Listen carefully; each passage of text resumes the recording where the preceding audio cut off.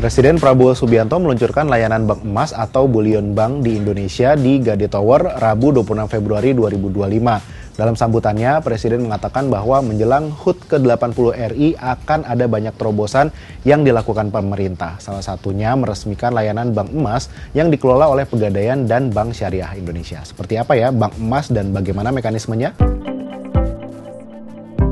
Bank emas adalah kegiatan usaha yang berkaitan dengan emas dalam bentuk simpanan, pembiayaan, perdagangan, maupun penitipan emas dan atau kegiatan lainnya yang dilakukan oleh lembaga jasa keuangan. Bank emas merupakan instrumen investasi dan aset pelindung yang dipercaya oleh masyarakat. Konsep bank emas sudah berhasil diterapkan di antaranya di Turki dan Malaysia. Secara umum, bank emas berfungsi mengumpulkan emas dari berbagai sumber dalam negeri, termasuk dari masyarakat yang menabung emas, perusahaan tambang, dan industri pengolahan emas domestik. Pembentukan bank emas atau kegiatan usaha bullion telah diamanatkan dalam Undang-Undang Nomor 4 Tahun 2023 tentang pengembangan dan penguatan sektor jasa keuangan. Dalam hal ini, Otoritas Jasa Keuangan atau OJK berwenang untuk mengatur dan mengawasi jalannya kegiatan usaha bullion. Layaknya perbankan yang menjalankan fungsi intermediasi, kegiatan usaha bullion juga berfungsi menghimpun dan menyalurkan tetapi dalam bentuk emas.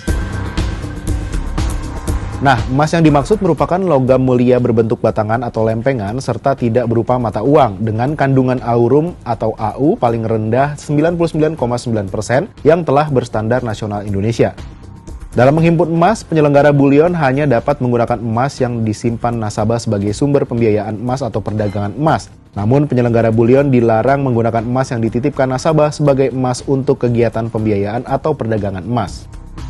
Pembiayaan emas bukan ditujukan untuk kepemilikan emas. Nasabah yang menerima pembiayaan emas wajib mengembalikannya dalam bentuk emas dalam jangka waktu tertentu dengan imbalan atau bagi hasil alias gold to gold berdasarkan kesepakatan. Dalam skema perdagangan emas, penyelenggara bullion wajib memenuhi batas minimum gramasi emas yang akan ditransaksikan paling sedikit 500 gram per transaksi dan emas wajib dilakukan secara fisik.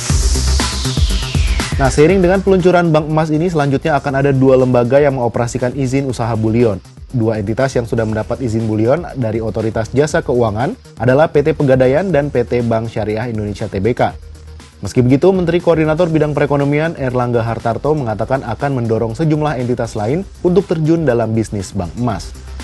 Nah, tujuan pendirian Bank Emas Indonesia adalah untuk mengoptimalkan penggunaan cadangan emas nasional yang selama ini banyak mengalir ke luar negeri tanpa pengelolaan yang maksimal di dalam negeri. Dengan mengurangi ekspor emas, pemerintah berharap dapat meningkatkan cadangan devisa melalui pengelolaan emas domestik oleh Bank Emas Indonesia. Kegiatan usaha Bank Emas akan dilaksanakan dengan berlandaskan prinsip-prinsip syariah.